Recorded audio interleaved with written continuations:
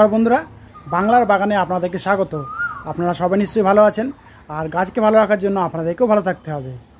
তো আবহাওয়া দপ্তর যেহেতু বলে দিয়েছে জুন মাসের ফার্স্ট উইক বা সেকেন্ড উইকের দিকে কিন্তু বর্ষা আমাদের বাংলাতে আর কি প্রবেশ করবে, তো ভালোই হবে। আর গাছপালাগুলিও কিন্তু বেশ ঠান্ডা থাকবে, শীতল থাকবে যাকে বলা হয়। তো বর্ষার কথা মাথায় রেখেই কিন্তু আমাদেরকে একটু গাছের যে পরিচর্যার যে ডেলি রুটিন ছিল সেই ডেলি রুটিন কিন্তু একটু চেঞ্জ করতে হবে। তো আমি আপনাদেরকে সমস্ত গাছের যে ডেলি রুটিন কীভাবে চেঞ্জ হচ্ছে, কীভাবে কখন কি দেবেন না দেবেন, আমি তো আপনাদের সঙ্গে শেয়ার করবই। আর আপনারা কিন্তু আমার ভিডিওগুলি ফলো করবেন, তাহলে আপনাদেরও কিন্তু গাছ পরিচর্যা করতে অনেক সুবিধা হবে, বিশেষ করে এই বর্ষার সময় থেকে আর কি। তো টাইটেল আর থাম্বনেল দেখে আপনারা নিশ্চয়ই বুঝতে পেরেছেন যে আমি আজ আপনাদের সঙ্গে কী গাছ পরিচর্যা নিয়ে আলোচনা করতে চলেছি। তাহলে চলুন সে আলোচনা বিষয়ের দিকে তাহলে এবার যাওয়া যাক। তো দেখুন, আপনাদের সবার প্রিয় বাংলার বাগানে এই দুটি অপরাজিতা গাছ যে ছিল, সেই অপরাজিতা গাছগুলি দেখেন কত বড় হয়ে গেছে। ফুলও কিন্তু আমি রেগুলার পেয়ে যাচ্ছি, কম বেশি ফুল পাওয়ার বিষয়ে কোনো আমার অসুবিধা হয় না। আর যেহেতু গাছ দুটি বড় হয়ে ঝোপালো হতে শুরু করেছিল, আমি কিন্তু দুটি গাছে কিন্তু আমি মাচা মতো করে দিয়েছি। আপনাদের বাড়িতে যেসব অপরাজিতা গাছ রয়েছে, সেই সব অপরাজিতা গাছ যদি ঝোপালো হতে থাকে, তাহলে কিন্তু আপনারাও কিন্তু এরকম একটি মাচা মতো করে দেবেন। কারণ অপরাজিতা গাছ কিন্তু এক ধরনের লতানো জাতীয় গাছ, একটি সাপোর্ট পেলেই কিন্তু দেখবেন এই গাছ মানে লতিয়ে যাচ্ছে খুব সহজেই, এবং দেখবেন নতুন নতুন কাণ্ড কিন্তু সহজেই এই গাছ থেকে বের হতে শুরু করবে। আমিও এরকম যখনই লতানো শুরু করেছে আমার অপরাজিতা গাছগুলিকে এরকম আমি মানে দুটো মাচা করে দিয়েছি আলাদা আলাদা। দেখেছেন আপনারা নিশ্চয়ই, দেখে বুঝতে পারছেন যে মাচাগুলি কেমন দেখতে হয়েছে। আপনারা কিন্তু অবশ্যই জানাবেন আমাকে, কারণ মাচাটা আমি নিজেই তৈরি করেছি। মাচার উপর দিয়ে যখন দেখবেন এরকম কচি কচি কাণ্ড বেরিয়ে গেছে, তখন এরকম শুধু জাস্ট এরকম পিঞ্চিং করে দেবেন। তাহলে যত পিঞ্চিং করবেন হবে কি, এই যে পাতার যে কোনাগুলি রয়েছে না, এখান থেকে নতুন নতুন আরও নতুন নতুন কাণ্ড বার হবে এবং গাছটি আরও ঝোপালো হবে। আমি আপনাদেরকে দেখানোর জন্য এই কাণ্ডগুলি আমি কাটেনি, আমি আজকে এই কাণ্ডগুলি কেটে দেব এবং গাছগুলি কিন্তু সহজেই খুব মানে ঝোপালো হয়ে যাবে। সেই জন্য এরকম আপনারা মানে যে কাণ্ডগুলি মাচার উপর দিয়ে বেরিয়ে যাবে বা পাশ দিয়ে বেরিয়ে যাবে, আপনারা কিন্তু অবশ্যই এরকম পিঞ্চিং করে দেবেন।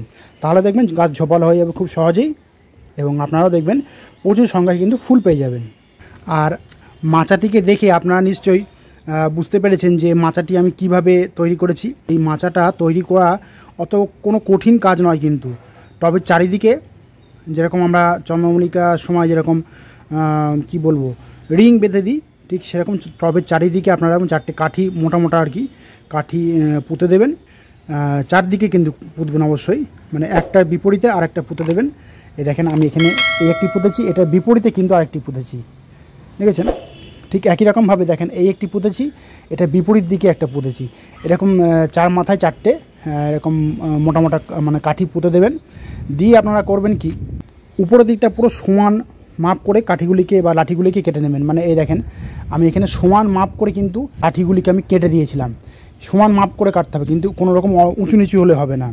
দিয়ে করতে হবে কি, একটা জিআই তার দেখেছেন আপনারা নিশ্চয়ই দেখতে পাচ্ছেন, এই যে জিআই তার দেখেছেন, এরকম জিআই তার গোল করে মানে রিং মতো করে আমি বৃত্তাকার করে নিয়ে আমি চারটে লাঠি যে মানে পুঁতেছি, সে লাঠির মাথা সমান করে আমি দড়ি দিয়ে কিন্তু বেঁধে দিয়েছি। এখানে দেখেন দড়ি দিয়ে কিন্তু বাঁধা আছে, দেখেছেন? এবার রিং পরানো হয়ে গেলে করবেন কি, চারিদিকে এরকম কাঠি বেঁধে দেবেন, তাহলে দেখবেন মাচাটা বেশ ভালো শক্তপোক্ত হবে। দেখেন আমি আপনাদেরকে আরও কাছ থেকে দেখাচ্ছি, দেখেছেন?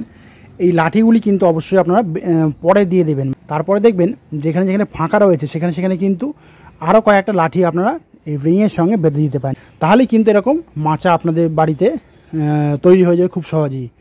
তো এবারে বলি, এখন এই গাছটিকে কেমন জায়গায় আপনারা রাখবেন, কারণ বর্ষার আগে থেকে কিন্তু এই গাছে আগেই বললাম আমি প্রস্তুতি নিতে হবে, যাতে ফুলের সংখ্যাটা আমরা মানে বেশি করে পেতে পারি। টানা রোদে এখন কিন্তু এই গাছ রাখলে কিন্তু হবে না, কারণ এখন রোদের মানে তাপটা খুব বেশি। সেই জন্য মিনিমাম 5 থেকে 6 ঘন্টা সকালের দিকে এবং বিকালের দিকে 2-3 ঘন্টা রোদ্দুর পায় এরকম জায়গাতে কিন্তু আপনারা রাখবেন। তো এবারে আরেকটা কথা বলি, এই গাছে জল কেমন দেবেন। তো দেখুন, এই গাছ যে মাটিতে বসানো হয়েছে আপনারা সবাই জানেন, সেই মাটিতে কিন্তু একটা ময়েস্ট ভাব বজায় রাখতে হবে, কারণ মাটিতে যদি ময়েস্ট ভাবটা আপনারা বজায় না রাখেন, তাহলে কিন্তু মানে এই গাছে পাতা হলুদ হয়ে যাবে, ফুলে কুঁড়িও দাঁড়াবে না, পাতা ঝরে পড়ে যাবে, ফুলের কুড়িও কিন্তু ঝরে পড়ে যাবে, ফুলও তখন কিন্তু বেশি আসবে না। সেই জন্য বলছি মাটিতে একটা ময়েস্ট ভাব কিন্তু বজায় রাখবেন আপনারা অবশ্যই। আর আরেকটা দিকে খেয়াল রাখবেন যেন কখনো জল বেশি বা কম যেন না হয়, কারণ মাটিতে জল কম বেশি হলেও কিন্তু ওই একই রিয়াকশান, আগেই বললাম, সেই একই সমস্যা কিন্তু হতে পারে। তো বর্ষার আগে এই গাছে কি কি খাবার দিলে বর্ষার সময় কিন্তু আমরা এই গাছ থেকে প্রচুর সংখ্যায় ফুল আমরা খুব সহজেই পাবো। তো আমি চলুন তাহলে সেই খাবার কী কী উপাদান দিয়ে তৈরি করে গাছে দিতে হবে আমি সেটা আপনাদেরকে দেখাচ্ছি। তো দেখুন, আমি এখানে মোট 5টি রাসায়নিক উপাদান নিয়েছি। এই 5টি রাসায়নিক উপাদান মিশিয়ে আমি কিন্তু আজকে আমার এই অপরাজিতা গাছগুলিতে দেব। এই 5টি রাসায়নিক উপাদান কি কি তা আমি আপনাদের সঙ্গে বলে দিচ্ছি। প্রথমে দেখুন রয়েছে 1261 এই 1261 কেন নিয়েছি, কারণ আপনারা জানেন 1261 কাজ কি। আপনারা চাইলে এই 1261 জায়গাতেও কিন্তু আপনারা ডিএপি ইউজ করতে পারেন, কোনো অসুবিধা হবে না, একই এক রকম কাজ হবে। এটা যদিও ফোলিয়ার স্প্রে, আমি মাঝে মাঝে একটু গাছের মাটিতেও আমি দিই। এই 1261 পাশেই দেখুন রয়েছে 10-26-26। এই 10-26-26 কাজ তো আপনারা সবাই জানেন নিশ্চয়ই। যারা যারা জানেন না, আমার চ্যানেলে প্রবেশ করে সেই ভিডিওটি দেওয়া রয়েছে, আপনারা দেখে নেবেন, তাহলে আপনাদের বুঝতে অনেক সুবিধা হবে যে 10-26-26 এই সারটির কাজ কী। এই 10-26-26 পাশেই দেখুন রয়েছে এখানে ট্রাইকোডার্মা ভিরিডি।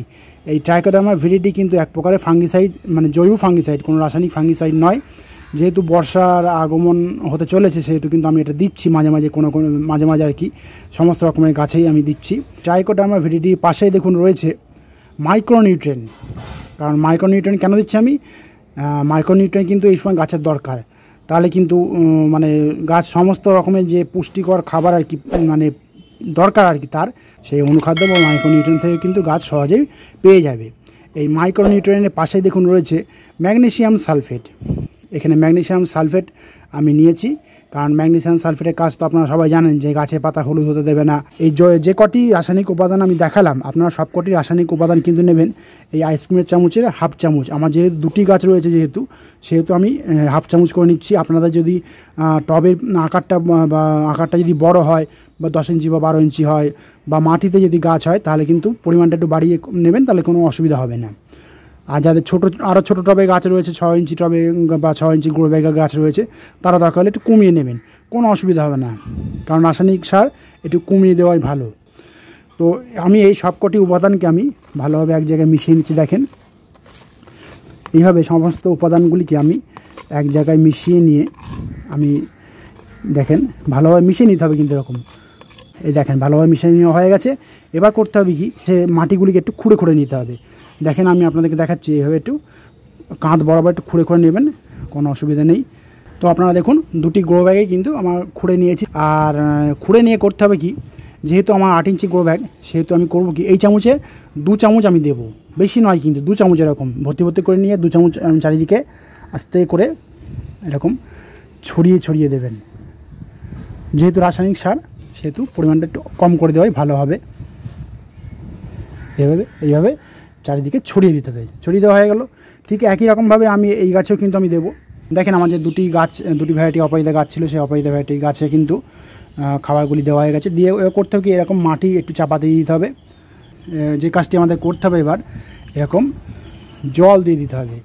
কখনোই কিন্তু আপনারা বোতল বা ঝাঁঝরি মুখ খুলে কিন্তু আপনারা জল দেবেন না, তাহলে কিন্তু মাটি সরে যাবে, দিয়ে গাছের গোড়া কিন্তু আলগা হয়ে যাবে।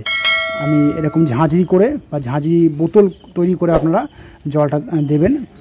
এই দেখেন ব্যাস জল দেওয়া হয়ে গেল।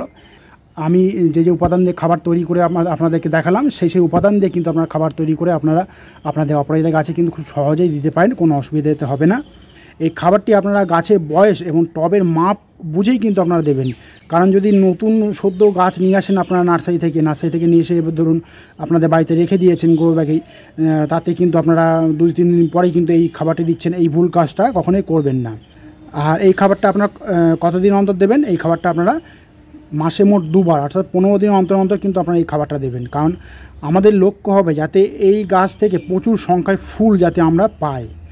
আর যেহেতু মাঝে মধ্যে বৃষ্টি হচ্ছে, আমাদের এই গাছকে কিন্তু রোগ পোকামাকড়ের হাত থেকে রক্ষা করতেই হবে। সেই জন্য আমাদের করতে হবে কি, ইমিডাক্লোপিড জাতীয় যে কোনো কীটনাশক 2 ml পার লিটার জলে গুলে সম্পূর্ণ গাছটিকে পুরো স্নান করিয়ে দেবেন। তাহলে দেখবেন গাছ সুস্থ থাকবে এবং এতে কোনো রোগ পোকামাকড়ের আক্রমণ কিন্তু সহজে আর হবে না। তো আমি যেভাবে এই অপরাজিতা গাছকে ঠিক যেভাবে পরিচর্যা করতে বললাম আপনাদেরকে, আপনারাও কিন্তু সেইভাবে আপনাদের বাড়িতে এই অপরাজিতা গাছগুলিকে পরিচর্যা করে যান। দেখবেন আপনাদের অপরাজিতা গাছগুলি কিন্তু সুস্থ সবল থাকবে এবং আপনাদের এই অপরাজিতা গাছ থেকে কিন্তু আপনারা নিজেরাই দেখবেন প্রচুর সংখ্যায় ফুল পাবেন। এতে কিন্তু আপনাদের মনও খুব খুশি হবে এবং ফুল গাছ থেকে যদি ফুল না তোলেন না, ফুল গাছটা দেখতেও কিন্তু খুব সুন্দর লাগবে। তো বন্ধুরা, আজ এই পর্যন্তই। আর যদি কোনো কমেন্ট থাকে তাহলে কিন্তু বাংলার বাগানকে জানাতে ভুলবেন না, কারণ বাংলার বাগান সবসময় আপনাদের পাশে ছিল, আছে এবং থাকবে। আর আমার এই ভিডিওটি যদি আপনাদের ভালো লাগে তবে লাইক করবেন, গাছপ্রেমী বন্ধুদের মধ্যে শেয়ার করবেন এবং আমার চ্যানেলটিকে সাবস্ক্রাইব করে বেল আইকনটিকে প্রেস করে অল নোটিফিকেশনটিকে প্রেস করে রাখবেন, যাতে এই নিত্য নতুন ভিডিওগুলি কিন্তু আপনাদের কাছে সহজেই পৌঁছে যেতে পারে।